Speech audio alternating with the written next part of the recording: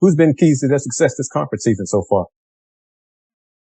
You got one of the best guards in the league, and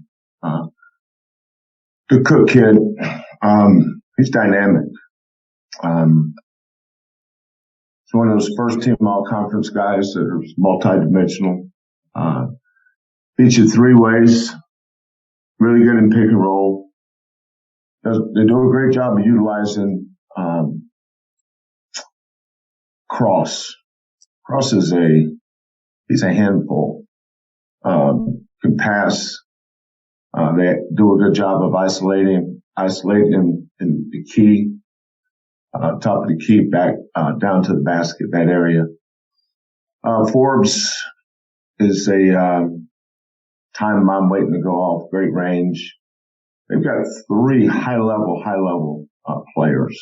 And then the kid that's really made great strides. I really liked him last year. It's the Zion James kid. He's a big body, high basketball IQ, understands how to play, can drive it left, can drive it right, improved his 3-point shooting. McGee, floor spacer, tough kid, plays well under his own. Then Ron's done a good job of building his bench. I mean, they're so much deeper. They're just better. They have a good basketball team. They're good players. Cook, Forbes, Cross, Zion James, McGee. And then there are bunch of new guys, Baker, Spencer. Those guys, bring them, they don't know anything about Tulane's past. These guys, they come in here ready to go. Transfer portal has really been good to Ron and he and his staff. I think have done a great job of getting this team in a position where they think they're good, and they are. Go to Mark Berman, 526. Mark, please go ahead. Morning, Kelvin. How are you? Good, Mark. How are you? I know this is not necessarily one of your favorite topics, but I have to ask you, what do you think about your program being ranked number 2 in the nation by the NCAA net? News to me. Did not know that. I have no response. We got a tough opponent coming up Wednesday night, and focus on getting ready for them. We'll go to Chancellor Johnson with KPRC TV. Chancellor, go ahead, please. Hi, Kelvin. New guy here at Channel 2. Nice to virtually meet you. You guys have had for your guard spot, I want to talk about Kyler Edwards for a moment. He's had a really nice stretch of games as of lately. What has he meant to this team, especially when you consider some of the injuries you guys have had on your roster? Yeah. Chancellor, when we brought Kyler in,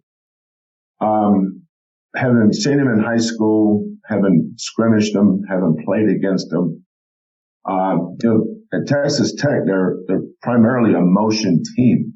So didn't really see Kyler playing pick and rolls much, but I had seen him in those situations, and I knew that by coming here, he was going to have a chance to expand his game. And because Kyler's a good passer. That play at the end of the UCF game, for example, where Josh ran in there and thumped it on that kid. That was a pass by Kyler. Kyler sees the roller. A lot of guys see the roller, but they can't make the pass. Kyler can make that pass. Then if you're not at the line of scrimmage, is what we call line of scrimmage, when he comes off the screen, if you're back, he can pull up and shoot a jump shot. Then he can play behind him, can play behind the ball, and he can play in front of the ball in pick and roll situations. He's comfortable going left or right. Kyler's got a lot of Swiss Army knife to him. He's pretty good at a lot of different stuff. Just a good solid guard. That's why, in our last game we played against Texas Tech, I said Texas State on December 22nd. That's when, your creative juices get going, watching those guys, because, Marcus was playing at a really high level, and then Kyler was starting to get up close to that level. and then you had Tajay, Jamal, and Tramon. You could see where this team was headed in January, February, because, we're getting close to the point in time where you want to build consistency. But Kyler got sped up because we put the ball in his hands. He had that really bad ankle sprain on the 22nd, and he didn't play again for 2 weeks.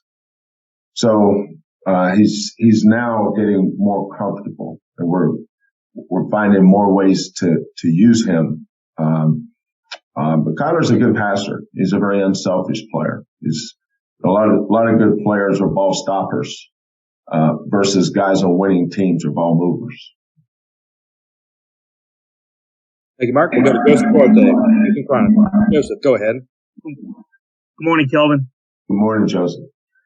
Kelvin, yesterday during our availability with the players, Fabian mentioned that, with everything this team's gone through and the players that it's lost, there may be some out there when it comes to projections or what have you that may not know exactly what to think of this team. I'm curious, when you look at, when you get deeper into the season and those things start to factor in placements and projections, is it tough to evaluate, or do you feel like a team could get penalized for not having certain players, even if they keep winning? I don't know. I mean, I don't really care about that. That's matter to me. As something that goes in the out of our control category. I don't spend much time worried about things I can't control. What about, I guess when we were talking to you at the end of December, and I think and correct me if I take the words wrong, I think you said at the time that the team that you had, I think you were 12th in the nation at the time. You said that team was number 12, but that the current team that you had wasn't a number 12 caliber team at the time. Yeah. Now that you've had a month since, you get a sense, not necessarily the ranking, but what you have in terms of the team and how they perform. Yeah, I can answer that question. This team's first game was against Temple on the road, without Kyler, without Marcus, and without Tramon. All we had was Ramon, who was still recovering from tendon detachment surgery, Tajay, and Jamal. And those guys had to play about 40 minutes. I think we moved Fabian to the 3. Then the next game, we got Kyler back, so now we've got another new team. So the third game and the fourth game, but we've improved, which is all we wanted to do. We just want to get better. Getting better is me looking through my lens to see, okay, how do we move this team forward, especially offensively? And how do we get better defensively in the second half? If you think about Temple game second half, South Florida game second half, Tulsa game on the road, all those road games, we were very good defensively in the last 10 minutes. Well, we're a lot better now. But, we've had growth. But that's what your job is to put your team recognize what it is you're good at and play to those strengths and figure out what it is you're not good at and try to plug those holes up.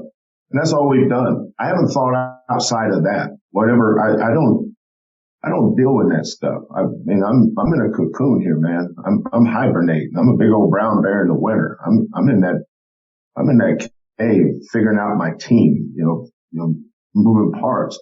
The other stuff is so far outside of my realm. That's why, it sounds a little bit callous and, to say I don't care, because I do care. That's silly for me to say I don't care. And your question is probably a good question, but it's just not something I worry about. Thank you, Joseph. We'll go to Greg Bailey with KTRK. Greg, please go ahead with your question for Coach. Hey, Kelvin, you mentioned the better finishes to these games. Have you changed with the shorthanded roster? Have you changed anything about the way you have conditioned or try to keep these guys fresh or any of that stuff? And I'm thinking about the very strong finish to the UCF game was impressive. Well, it started with the East Carolina game. When you play 13 games one way, then all of a sudden you start over again. You do have to make adjustments. I don't live in fear of an injury. But making sure we get them to the game healthy. That's become much more of in my thought process than ever before, because we have no margin for error. We just don't have any depth. I love Ramon, but in the perfect world, Ramon probably should be redshirted this year as a sixth guard. Our top 5 guards going into the season was Marcus, Tramon, Kyler, Tajay, and Jamal, and Ramon we think is going to be a good player.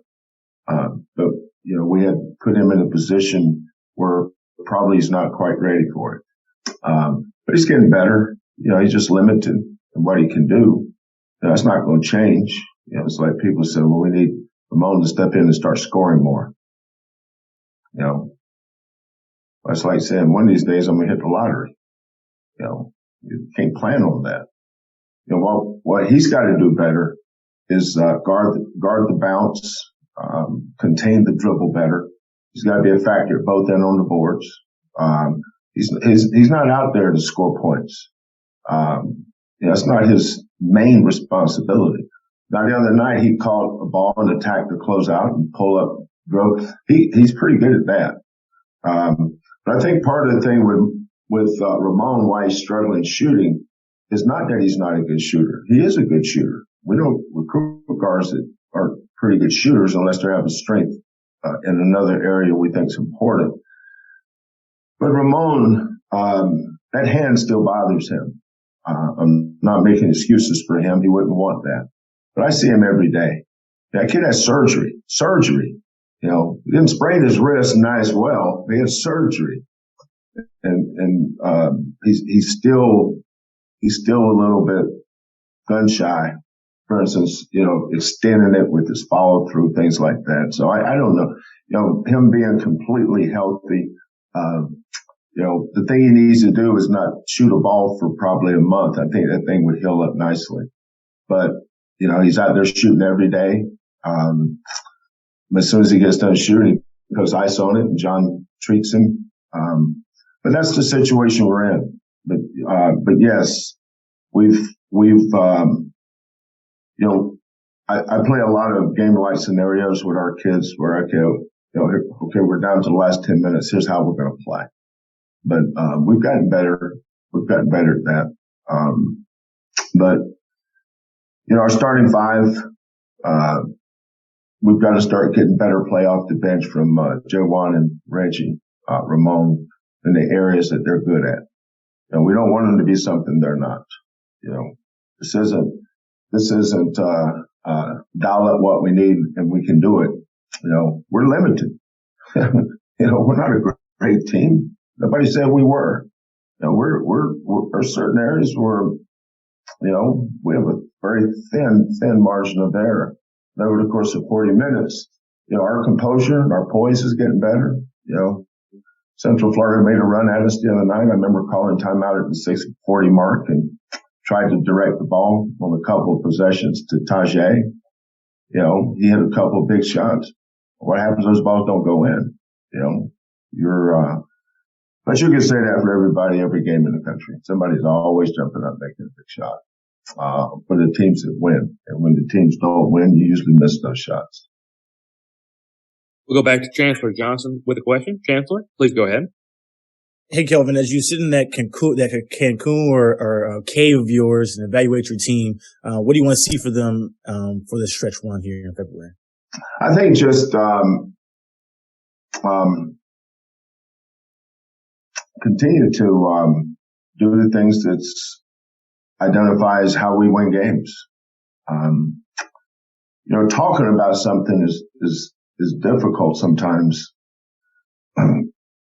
because I see, before you can do it, you have to see it. I know exactly how I want our team to play. So getting them to that point is just a daily grind. Tajay, it's difficult this time of year to have a normal practice for us because we can't go 5-on-5. So we do a lot of 5-on-0 stuff. When we want to get work in, we'll go 2-on-2 or 3-on-3. We just can't go 5-on-5 because we don't have enough guards. Got bodies at front. We have JDR and Kieran, Robbie Armbruster, Ryan. So we've got some bodies. It's just at the guard spot, but just keep getting better. I think that's the big key. We're a lot better today than we were when we went to Temple. We were searching. We weren't lost. We were just searching. We just got that bomb dropped on us about Marcus and Tramon. And then the other bomb was no Kyler. If somebody would have told me we'd win some games without them, I'd say, well, how are we going to do that? We don't have any guards. But since those guys come back, we have our team, and this new team is, I just got to continue to improve, and be good at the things that, we work on. If that's good enough, then that's good enough. If it's not, it's not. Time for a couple more questions. We'll go to Joseph Duarte, please. Joseph, go ahead. Kelvin, speaking of the stretch, I believe now you're at the point where you're going to have at least 2 games in a week, possibly 3. In one case, 3 games in a week. Yeah. You factor what you have body wise and just the grind of the conference. This is going to certainly be a different kind of February and going into March for you than y'all had, just based off of bodies. Well, I think it's kind of like the question Greg asked a while ago about getting them to the game. Obviously, we're not going to pound them. We just can't afford any more injuries. What happened was tough, but it wounded us. It didn't kill us. We still think we can win. That's why we practice. There's a scoreboard up there to keep score. Somebody's going to win or lose. We'll try to win. You should, regardless of who you have or who you don't have. That's just the mentality, of our staff and of our program. We expect to win these games because we've got good players. We just don't have a lot of them. But, our kids compete. The thing that's different is, the only thing it doesn't upset me, but I think people are wrong when they talk about our conference. Tulane is much improved. UCF, Miami's leading the ACC, right? They're in first place. Well, UCF won at Miami. Michigan's finding their footing in the Big Ten. UCF beat Michigan. Oregon's moving up to the top of the Big Pac-12. They're going to be in the top 3 or 4 there. We beat Oregon. Look at the wins that SMU's had. You go down the list. We have a good league, really, really well coached league. Good players. This Jalen Cook kid is special. He's really good.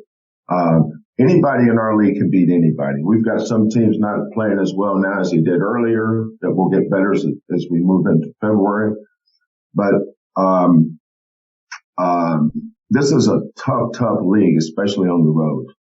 These